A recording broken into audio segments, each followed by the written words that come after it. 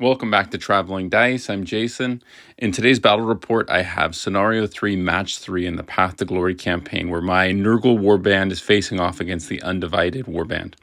Again, this is a breakthrough scenario, so the attacker is determined randomly. The attacker deploys within 4 inches of his deployment zone, and he is attempting to either win by wiping out his opponent or getting a third of his forces by numbers all the way across the board. The defender, on the other hand, is deploying within 18 inches of the attacker and is trying to prevent the attacker from getting a third of his forces across or winning by simply wiping out his opponent. So I've been the attacker in all 3 of these matches, and I'm not sure that one is inherently better than the other. I think I would have struggled with defending as well because my the number of models that I have is pretty small, but it's interesting. Flip a coin 3 times and essentially I got heads. I end up being the attacker again. The attacker does have to deploy his whole army first, but also gets the first turn. So there's a bit of a trade-off there. My opponent is fielding the only undivided warband. He has a warband champion. It's the only warband champion in the campaign who's on foot. He's armed with the demon weapon, which gives him +1 strength, +1 weapon skill, and +1 attack. He also has a shield. His toughness 5. He's got 3 wounds, leadership 9, and 3 attacks. So he's pretty beefy despite the fact that he is on foot. So he's going to give up a little bit of armor save, but this allowed him to start with a larger warband. He's got 2 ogres with great weapons. He's got a troll. He has 5 marauders with flails, 3 hounds, a chaos troll, 3 chaos warriors with hand weapons, and 2 marauder horse with flails. So as noted, I end up being the attacker again here, and I opt to deploy and keep my deployment tight in the corner here. In the back of my mind, I do think maybe I have the option of maneuvering some of my forces around this kind of large mountainous rock that's near my deployment zone. But my opponent does have a lot of fast things, so this might pose difficult. I'm hoping that my champion can kind of tie some stuff up as maybe I maneuver some of the other things around. My champion is pretty beefy at this point. He's weapon skill 6. He's toughness 5. He's got 4 wounds. He has a total of 4 attacks when you factor in the fact that he's frenzied.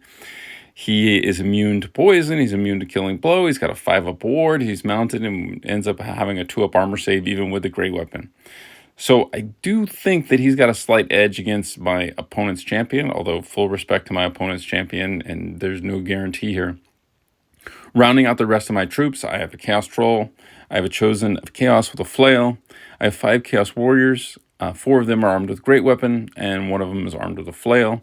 And then I have a Plague Bearer. During my first turn, I move my champion right on up there. I want to see how my opponent's going to respond when I just put that guy up.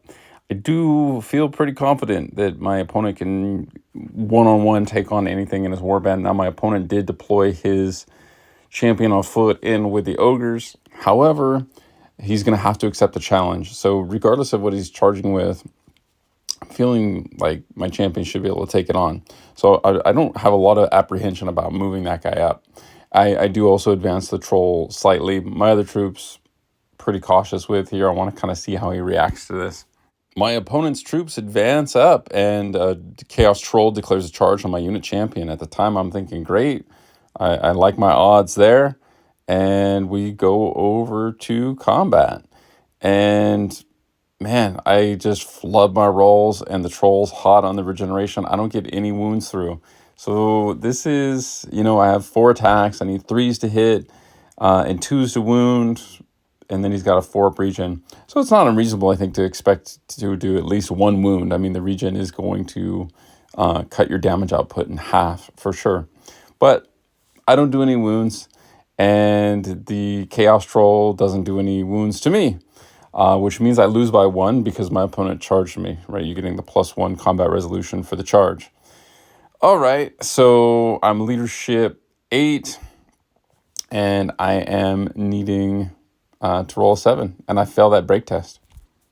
Fortunately, my opponent doesn't catch me in his pursuit roll, and I pass my dangerous terrain check, and I end up on the other side of that kind of mountainous terrain feature in the center there. We bounce over to my second turn. Now my strategy has totally changed. Originally, I'm thinking, okay, I'll tie up my opponent's forces and, distract him with my champion. And now my champion is fleeing. So fortunately, he does rally, but it is going to take him a couple turns to kind of get back into the fray there.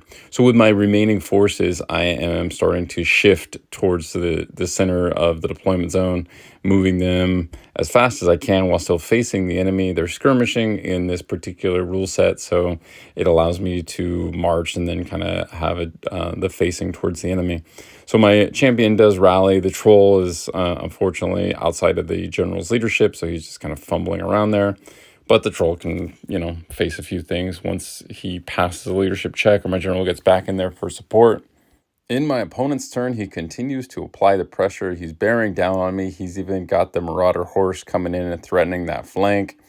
Yeah, it's looking like blood's going to be shed here pretty soon. On my turn, the troll passes his leadership and is going to be declaring a charge on the Marauders.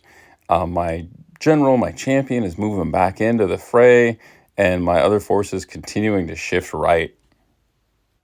The troll goes in on the Marauders. They do have flails, so they are strength 5. The troll managed to kill 2 of those guys. But the Marauders, prior to that, they do 2 wounds on the troll, which is kind of rough. They have a total of 5 attacks. They're strength 5, so the strengths are really good. But I think they're 4s to hit. They might be 3s to hit. But regardless, the troll is going to win that combat by 1 because he charged, but the Marauders hold. My opponent on his turn has some counter charges. He sends in his champions unit with the ogres on the troll. The Marauder horse and the hounds charge my Chaos Warrior unit, which I'm feeling okay about that one. The troll's probably in a rough spot. Not surprising. Here we go over the combat with the troll. He's only got 1 wound left. I'd have to get super hot on the regen here, and he is indeed taken out by my opponent's champion. In the combat with my Chaos Warriors, I take out the Hounds. I fail to do any wounds on the Marauder despite putting in a bunch of attacks on those guys. I end up losing that combat by 1, and I hold. Unfortunately, I do take a few casualties, though. In my turn, it is time to turn this thing around here, and I need to get my champion into the action. I charge my opponent's champion's unit. Let's get this done. Let's start spilling some serious blood on my opponent's side is my thought here. I had managed to reform the Chaos Warriors, so I'm going to bring a bunch of attacks to bear on the Marauder horse.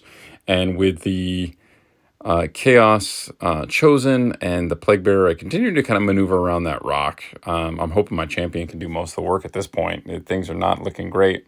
Going over to the combat with my champion, and I, of course, have to challenge. He has to accept, so we're locked up in this epic duel here. I am down to 3 attacks because I lost Frenzy because I got beat in combat by that troll, and I'm needing 4s to hit and 3s to wound, and I flub those rolls. I don't do any wounds, and I take a wound back. So this initial combat here is a push.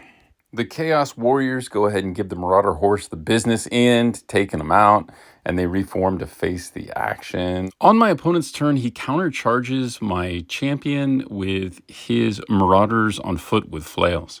Now, this is a really smart move on my opponent's part. It's not going to bring any additional attacks to bear because my champion is locked in that challenge.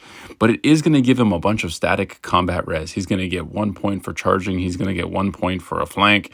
So he's up +2. So I need to do some damage, not only just to kill my opponent's champion, but also to mitigate just breaking in combat here. The troll also charges the Chaos Warrior unit, which, it's pretty dicey there either way. Hopefully Lady Luck is smiling on me. We go over to the combat with my champion, and again, I just bomb my rolls. I don't do any damage to that champion. I don't take any damage either. So I am down by 2, which is a leadership 6 break test, which I fail. And not only do I fail, I get run down. So my general is dead. The troll kills one of my remaining Chaos Warriors, and my Chaos Warriors do 1 damage to the troll, which means I lose that combat by 1, and I hold. We go over to my turn. I am considering routing at this point, but I want to see if I can take out a few more guys. I think my hopes of victory are pretty much gone. I do declare a charge with the Chosen on his Chaos Warriors with hand weapons. So I'm going in there with a flail. I got a nice high strength. And yeah, hopefully maybe the Chaos Warriors can take down that troll. The Chosen fails to kill any of those Chaos Warriors with hand weapon, and they just stab my guy to death. So I'm down to just that Plague Bearer there in the center. So the Chaos Warriors with great weapons and the troll actually attack simultaneously. So humorously, they just kill each other, all kind of landing blows at the same time, and just a nice pile of dead bodies there in the center. And I do rout at the next opportunity. At this point, all I have left is the Plague Bearer. No real hope of victory and no sense in taking one more, potential death roll there at the end of the battle. Fortunately, none of my guys end up getting killed, and they're all going to be around for the next battle. I do have a few favor points that I managed to scrape through all of these defeats, and I add a second troll. So still kind of super elite force. I did roll on that second table, so I knew I wasn't going to get a ton of guys, but I was kind of hoping to get the sorcerer back. But second troll, I'll take it. So we'll see how we fare in the next round. A lot of defeats here in this round, which is okay apparently, because someone in my gaming group joked that everybody's always hoping for the guy with the YouTube channel to lose. So I guess give the people what they want. And yeah, looking forward to updating you on the next scenario 4, probably a few months down the road. Bye for now.